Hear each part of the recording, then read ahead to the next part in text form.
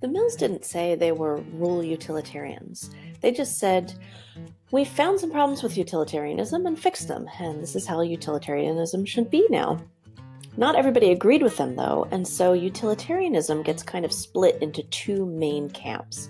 And these end up being called act utilitarianism, which we discussed in our first two lecture videos, and rule utilitarianism, which is what the Mills helped to establish. Rule utilitarianism is still utilitarianism, so it keeps that central principle, act so as to bring about the greatest good for the greatest number and minimize suffering and harm, etc., but it suggests a different focus for the basic principle. Rather than directly applying the foundational principle to all individual ethically relevant actions, we apply it to figuring out a set of rules. So we ask, would having this rule in place in our workplace or community or nation bring about the greatest good for the greatest number? Rule utilitarians call the rules we create through this process moral codes. A moral code is a set of secondary principles or rules based on the primary principle about maximizing well-being. So each of the rules in our moral code should be designed so that having that rule in place will be the most likely way to promote the greatest good for the greatest number. We can develop moral codes at every level. You can have a set of rules for yourself personally. Your profession can have a moral code, and society as a whole should have moral codes.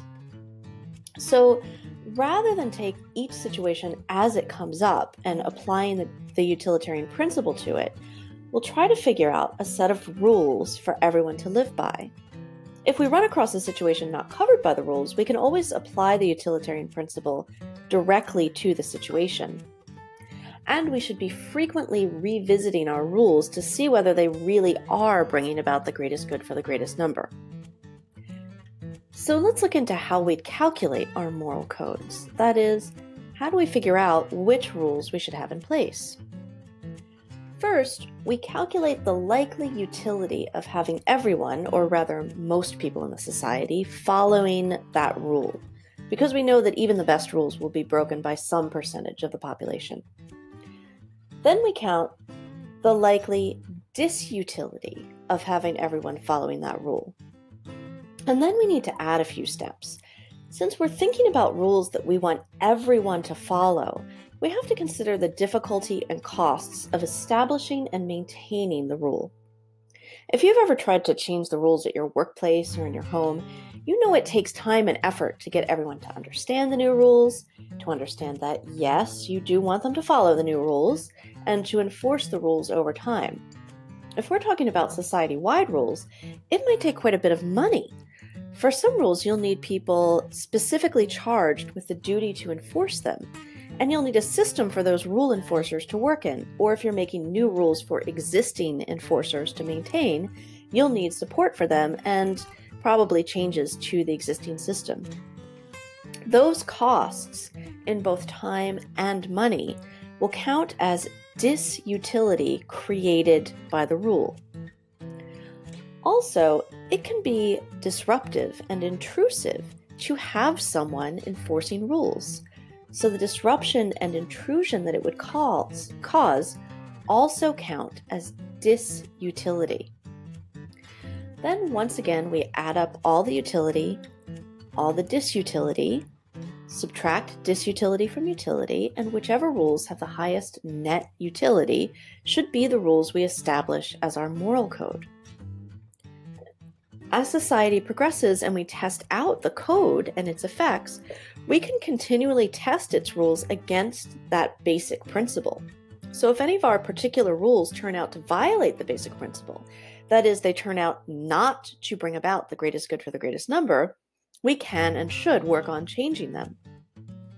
So we'll end up with a whole large secondary set of rules, both for society in general and for your profession, etc., that can, in most ordinary circumstances, guide your actions.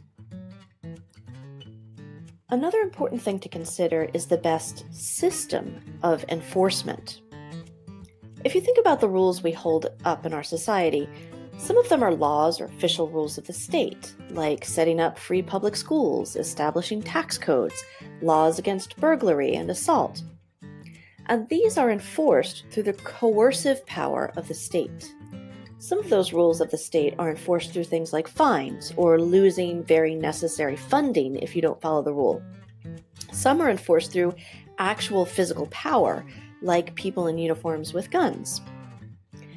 Many other rules are norms of the society, like rules against being greedy or dishonest or against cheating on your spouse, and these are socially enforced.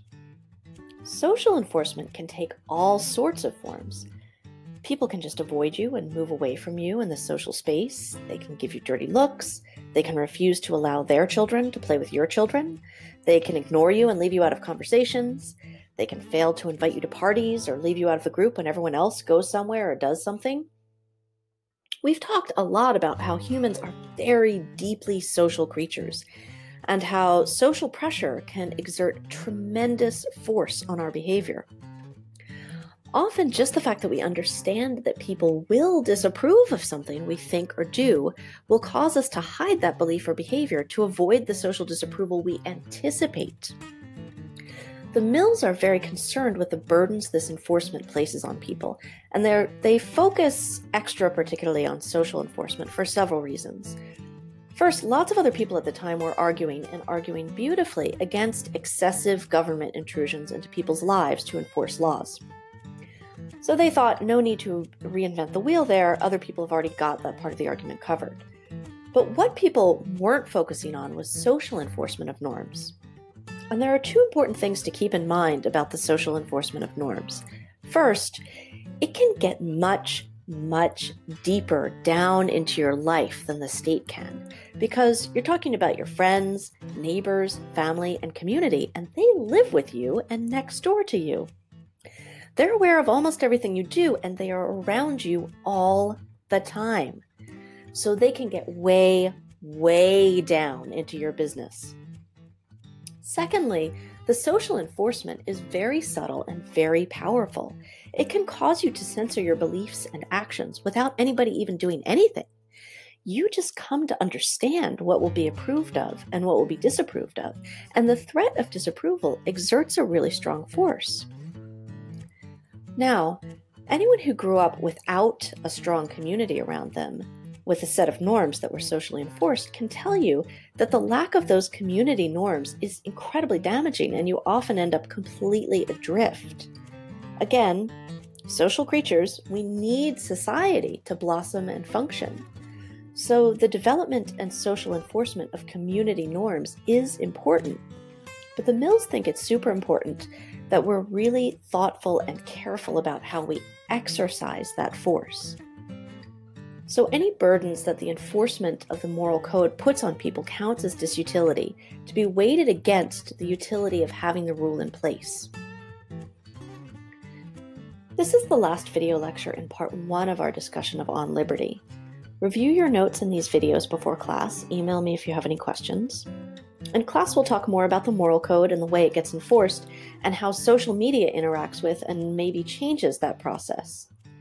In your next reading and in our next lecture series, we'll talk about some of the rules the Mills think should be central to the moral code, and how those rules would help solve the problems they find with ACT utilitarianism. Thanks, and I'll see you soon.